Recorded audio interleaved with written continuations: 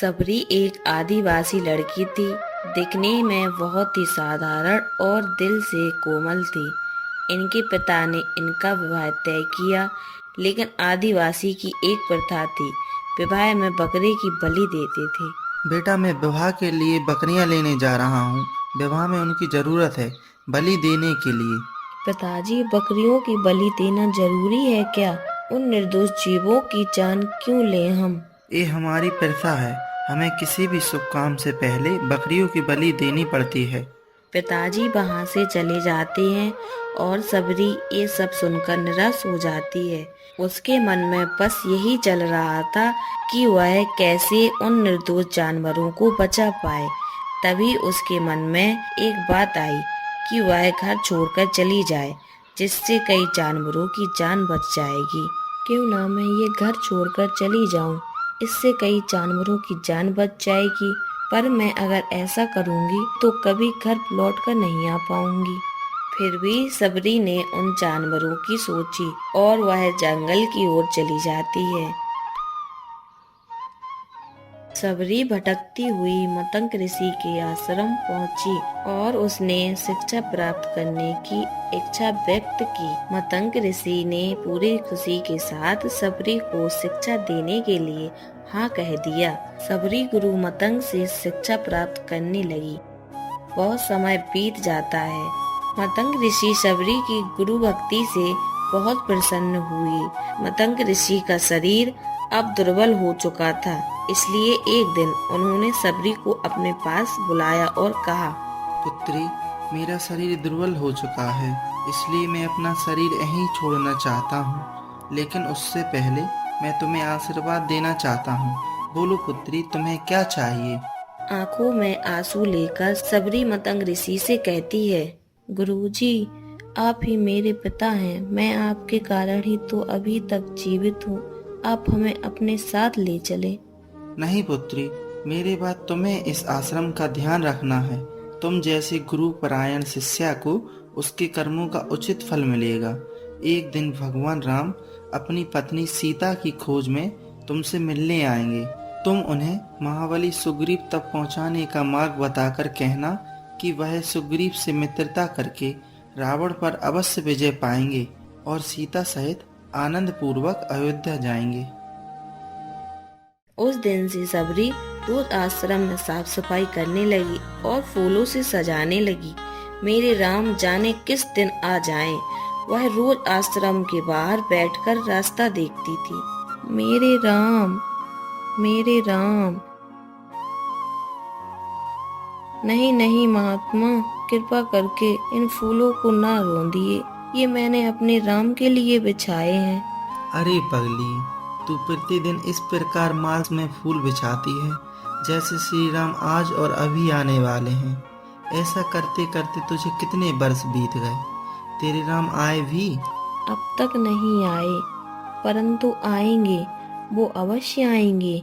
मेरे गुरुदेव मतंग ऋषि का वचन गलत नहीं हो सकता, इसलिए मैं प्रतिदिन प्रतिपल उनके स्वागत के लिए तैयार रहती हूँ। अचानक किसी समय आ गए तो वो क्या कहेंगे?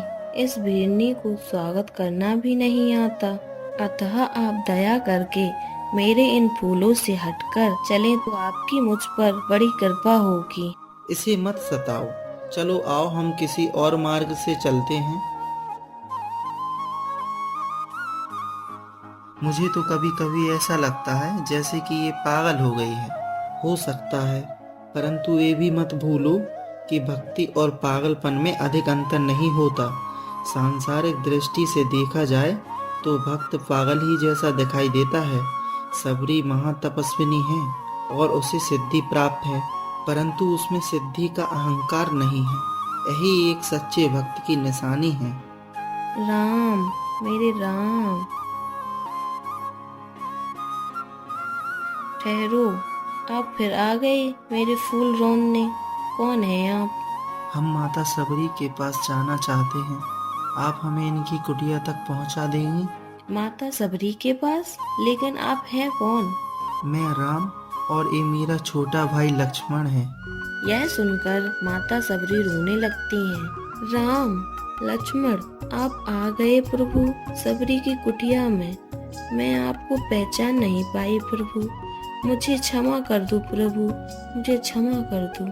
सबरी भगवान राम और लक्ष्मण को अपनी कुटिया में ले जाती है। प्रभु, आपको भूख लगी होगी ना? हाँ। मैं फल लेकर आती हूँ प्रभु।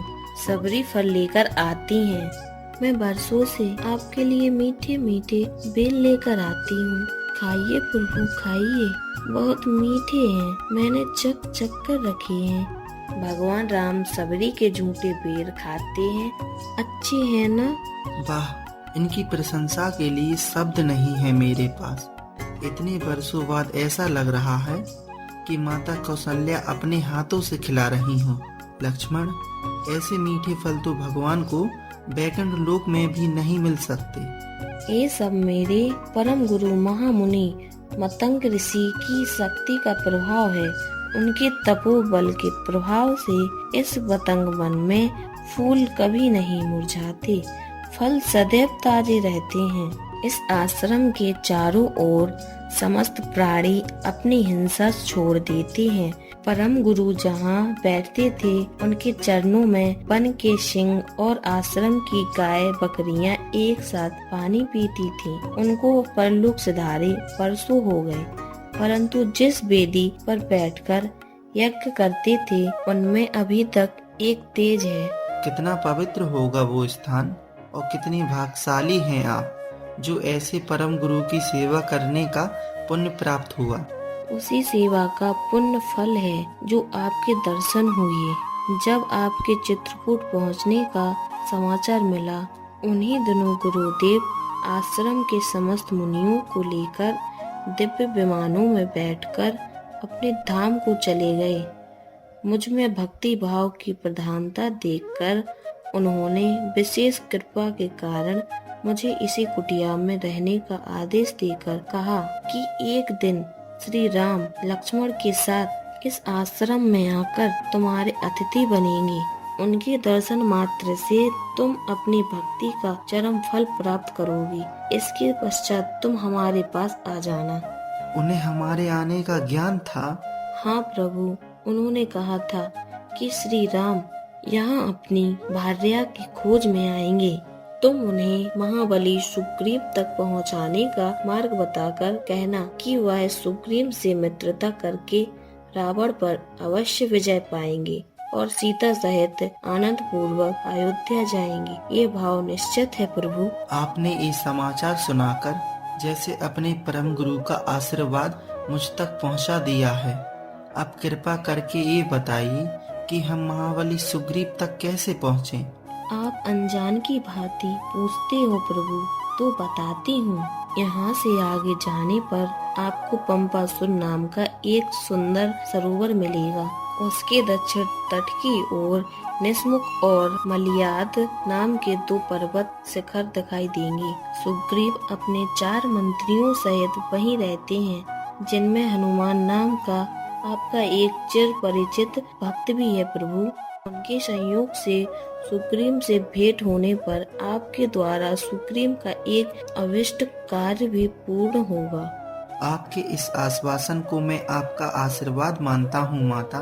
अब यदि आप हम पर कृपा करें तो आपके परम पूजनीय गुरु जहाँ पर तपस्या करते हैं उस पवित्र स्थान के दर्शन करा दें तो हमारा जीवन धन्य हो जाए।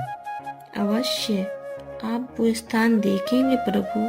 मेरे गुरु का स्थान देखने योग्य है। आइए प्रभु। सबरी श्री राम को उस स्थान पर ले जाती हैं। देखो लक्ष्मण, जब एक मनुष्य स्वार्थ की सीमा को लांघकर परमार्थ की भूमि में तपस्या करता है तो उसकी शक्ति में कितना तेज होता है।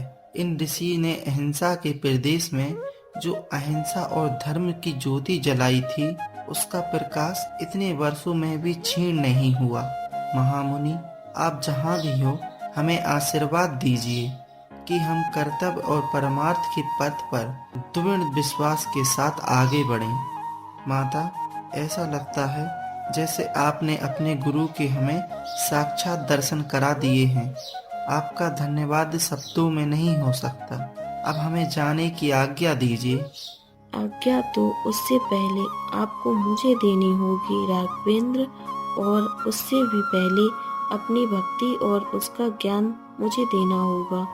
माता, मैं तो केवल इतना ही जानता हूँ कि भगवान के निकट जाति पाति, ज्ञान, धर्म, कुल, गुण और चतुराई का कोई मूल्य नहीं होता।